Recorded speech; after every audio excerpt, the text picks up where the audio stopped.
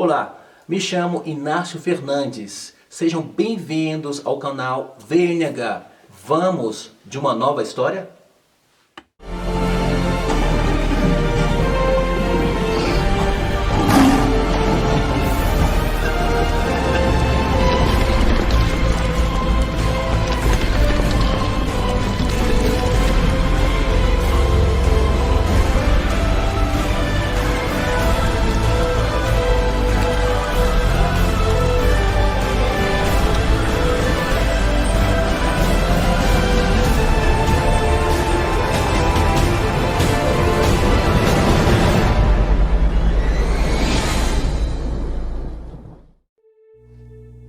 Sempre existiu um eterno conflito entre Deus e a ciência, entre o criacionismo e o evolucionismo. E se eu afirmar hoje que não tem conflito algum? Que inclusive a ciência nos dá suporte para a existência de um Criador? Você que é cético ou ateu ficaria bravo comigo? Pois nós aqui do canal VNH temos responsabilidade e pesquisamos de forma exaustiva o assunto em fontes confiáveis, antes de explanar para vocês. Segundo um notável cientista chamado Abraham Cressy Morrison, ex-presidente da Universidade de Nova York, através da lei matemática, podemos provar sem erro que o universo foi projetado e executado por uma grande inteligência de engenharia. Vamos então compartilhar algumas conclusões dessa pesquisa científica? Uma das mais fortes evidências é que o Sol, fonte de nossa vida, tem uma temperatura média de superfície 10.000 graus Fahrenheit. E a nossa Terra está distante para nos aquecer.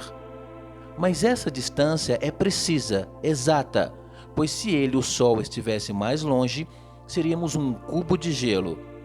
E se tivesse mais próximo, assaríamos. Outra evidência é a inclinação da Terra a um ângulo de 23 graus nos dá as estações. E se a Terra não tivesse esse grau de inclinação, vapores do oceano iriam se mover de norte a sul, transformando-nos em continentes de gelo. A Terra gira em um eixo 1.000 milhas por hora no Equador. Se ela gerasse menos, nossos dias e noites seriam bem mais longos e o Sol queimaria qualquer broto à noite. Vamos mencionar outro cientista físico de renome internacional chamado Peter Higgs, Prêmio Nobel de Física, e autor do famoso livro O Bóson de Higgs. O livro traz cálculos tão complexos que até mesmo os físicos e matemáticos tiveram dificuldades para entender. Sendo assim, como não sou físico e nem matemático, tudo o que irei falar é uma explicação genérica desses cálculos complexos. Segundo Higgs, o universo começou com uma partícula infinitamente pequena, como o tamanho de uma ponta de uma agulha, em que todo o universo estaria dentro dela. Essa partícula teria a temperatura de bilhões de graus e densidade infinitamente grande, algo inimaginável para qualquer um de nós. Bóson é o nome que recebe a partícula, que foi descoberto após anos e anos de pesquisas científicas. Segundo Higgs, em um tempo antes do tempo, essa partícula, que tem massa e energia infinita, explodiu e expandiu em 1/trilionsésimo de segundo. Depois o universo resfriou, gerando assim as galáxias. Para os pesquisadores, a probabilidade de ser obra do acaso é algo que beira ao absurdo. Ainda, segundo outro cientista geneticista, Dr. Francis Collins, um dos responsáveis por um dos maiores feitos da ciência moderna, o mapeamento do DNA humano, após o término do projeto O Genoma Humana, o mesmo aliviado afirmou: hoje podemos compreender um pouco mais como Deus criou o homem. Assim, falando do microcosmos, que é o DNA, e antes falamos do macro, que são as galáxias. Temos então uma relação que podemos fazer com a linguagem bíblica, no capítulo de Gênesis, quando Deus afirma: haja luz. Seria este o momento que essa partícula teria então explodido e expandido? Outra análise intrigante sobre o Criador é que, se Deus existe, poderíamos então, ao invés de evidências, ter provas físicas cabais, vê-lo fisicamente, para não ter mais sombras de dúvidas? Este é o questionamento de muitos ateus. Mas teólogos experientes respondem que não, porque ele, sendo o Criador, estaria acima da criação. E se ele pudesse ser provado por vias naturais, ele não seria Deus. Ou seja, se Deus fosse provado, ele deixaria de ser Deus. Ele está muito acima do natural.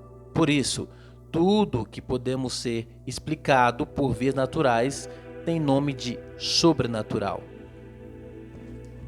Este é o questionamento de muitos ateus, mas teólogos experientes respondem que não, porque ele, sendo o Criador, estaria acima da criação. E se ele pudesse ser provado por vias naturais, ele não seria Deus. Ou seja, se Deus fosse provado, ele deixaria de ser Deus. Ele que está muito acima do natural, por isso, tudo o que não pode ser explicado por vias naturais tem o nome de sobrenatural. Ou seja, está acima do natural, sobre. Ele, Deus, não está sujeito ao tempo. Ele está acima da natureza e das leis físicas. Por isso, segundo as escrituras bíblicas, ele mesmo se intitula: Eu sou aquele que é, o início e o fim. Ele, sendo o Criador de tudo, não poderia ser criado. E segundo a teologia, Deus não existe. Ele é.